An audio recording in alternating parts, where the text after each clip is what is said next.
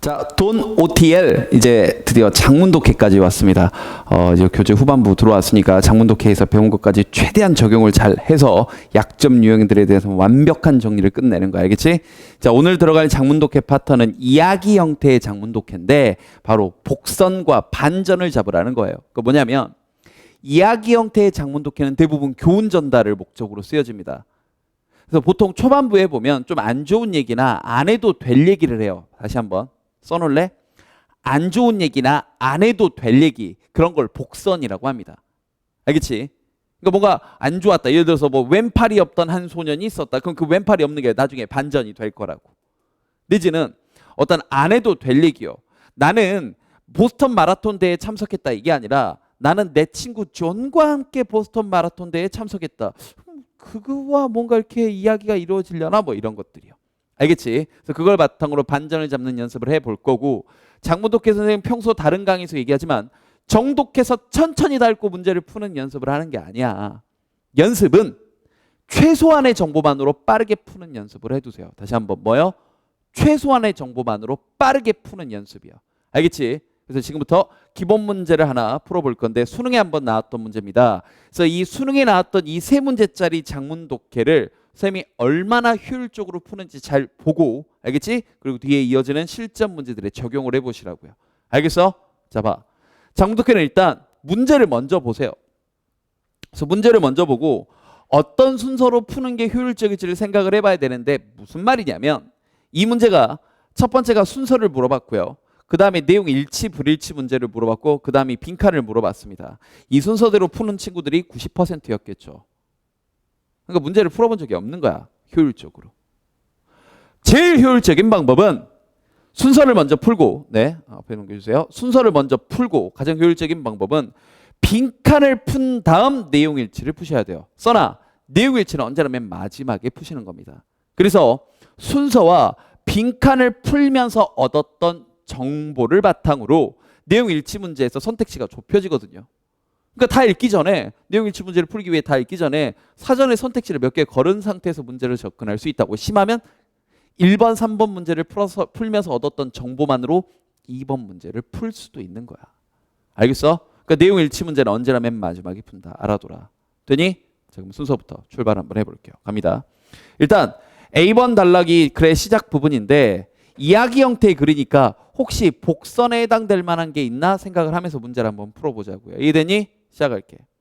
On the wall of our dining room, 우리의 거실 벽에는 틀로 된 인용구가, 쿼테이션이 하나 있대요. 뭐냐? Let me live in a house. 저에게 이런 집에 살게 해주세요. By the side of the road, 어떤 길가에 있는.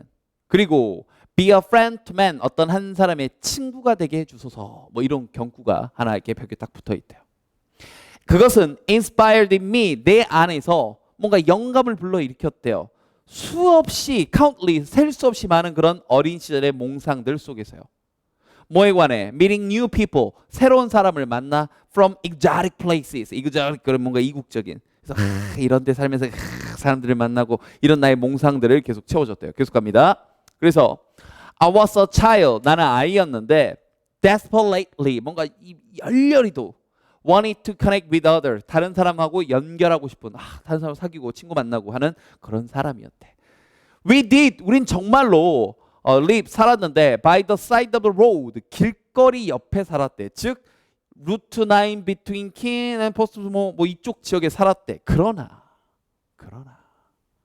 형광펜 in a place, 어떤 장소여서 so remote, 너무나 멀리 떨어진 장소여서, 그래서 it was extremely difficult, 그것은 극단적으로 매우 어려웠대요. to be a friend to man, 누군가의 친구가 되기는 어려웠습니다 하고 글이 끝나기니? 그럴까? 누군가의 친구가 되기가 어렵다 끝? 그래서 왕따? 평생 외롭게 살아가? 말도 안 되잖아. 분명히 이걸 바탕으로 반전이 일어나겠지. 이게 복선이야. 그리고 하나 더. 아직 이야기 시작했어 안 했어? 어떤 사건 났어 안 났어? 발단 있어 없어? 없지. 이렇게 발단되기 전에 나오는 것들도 전부 다 복선이라고 생각하시면 돼요. 그러니까 A번 단락에서는 사건에 대한 발단 없이 복선만 전달을 해준 거야. 나는 길거리에 살았지만 누군가의 친구가 되기가 어려웠다가 복선이라고. 알겠어? 이제 BCD의 첫 문장들을 보자. BCD의 첫 문장들만 선생님이 지금 쪼개가지고 거기 본문에 넣어놓은 겁니다. 그럼 여기서 연결고리를 바탕으로 방금 그 주어진 A 문장하고 연결되는 걸 찾아보자고요. B번의 연결고리 내가 보여주기 전에 네가 먼저 확인해봐. 연결고리 뭐가 보여? 앞에서 다 배웠잖아요. 형광펜. 바로 그 가치로부터요.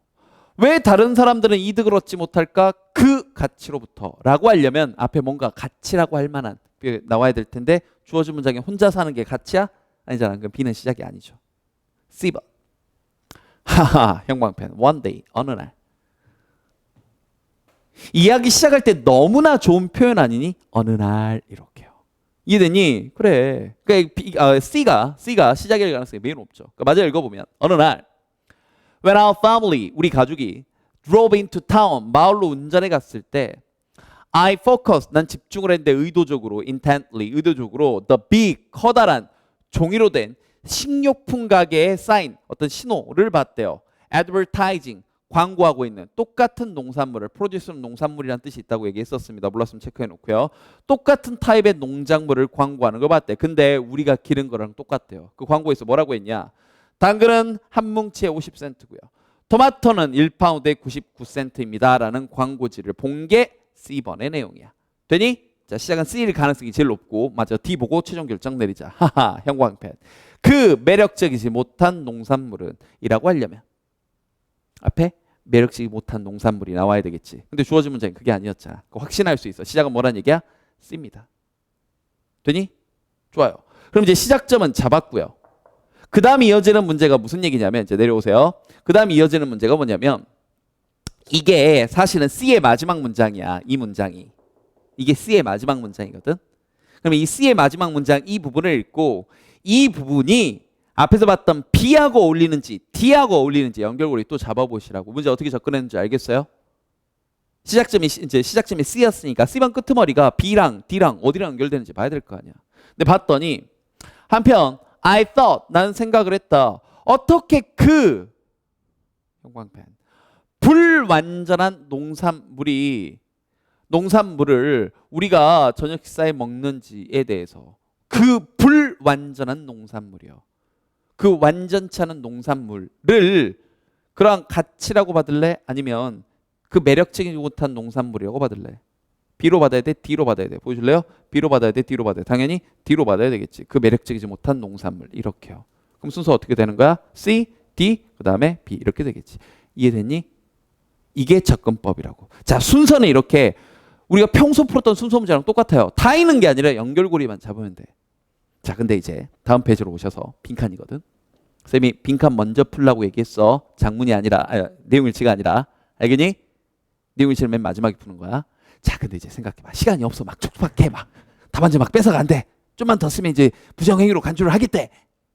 이 상황에서 시간이 없다는 전제하에 빈칸 추론을 풀어야 되는데 이야기 형태의 빈칸 추론은 대부분 교훈 전달을 목적으로 쓰인다 그랬지. 그럼 그 복선을 생각해봐. 나는 누구와도 친구가 되기가 너무 힘들었대. 친구가 되기가 너무 힘들었대. 그러면 거기에 대한 반전으로서 나는 found a way, 방법을 찾았대요. 만족시킬 나의 longing, 간절함. 뭐에 대한 간절함이야? 복선을 봤으면 반전이 뭔지 알겠지? 뭐에 대한 간절함이야? 당연히 그렇죠. 새로운 친구를 만나는 그런 간절함이 있었을 거 아니야. 이해됐니? 그래, 이렇게요. 그래서 이제 내 간절함을 뭐 채워냈겠죠. 뭐 근데 그 구체적인 내용은 실제로 읽으면서 가는 거고요. 그 다음 이제 지금까지 읽었던 문제만으로 내용 일치와 불일치에 대해서 정보가 접해지나 보자고요. 근데 봤더니 이거 우리가 처음 읽었던 내용이 나왔잖아. 이쪽 도로에 살았죠. 이건 맞고요. 지금 불일치하는 거 찾는 거야. 식료품점에 가는 사람들이 수고를 덜어줄 수 있다고 생각했는지는 모릅니다. 근데 모르는데 추측건데 나는 누군가의 친구가 되고 싶어 했던 사람으로서 이런 좋은 일을 하는 건 나쁘진 않지. 그러니까 세모 정도. 근데 아직 그러니까 이런 것도 뺄까? 그걸 모른다 치고. 근데 선생님 나쁘진 않겠고 이 생각을 했거든. 실제 문제 풀 때. 이해되니? 근데 3번. 식료품점에 당근과 토마토 광고를 주의 깊게 봤죠? 그렇지. 운전하고 가다가 봤잖아. 근데 4번에 토마토를 99파운드에 판 건 필자가 아니라 그 가게였잖아. 정답 4번이네요. 이해됩니까? 이렇게요. 어떠니? 다른 문제를 풀기 위해서 읽었던 정보만으로 문제가 풀리죠. 내가 하고 싶은 말이 뭔지 알겠습니까? 다시 나봐봐. 지금 2010학년도 수능의 작문독해 기출문제를 가장 효율적인 방법으로 푸는 연습을 해봤어요. 이런 이야기 형태의 글은 거듭 얘기합니다. 복선과 반전을 바탕으로 연결고리 잡아서 순서 푸시는 거 느리지 마시고 그 복선과 반전의 그 포인트를 삼으시면 문제 푸는 데 있어서 효율성이 배가가 돼요. 알겠지? 그래서 최소한의 정보만으로 빨리 푸는 연습을 하세요. 알겠어? 뒤에 있는 실전 문제들 똑같이 한번 풀어보자. 일단 여기까지요.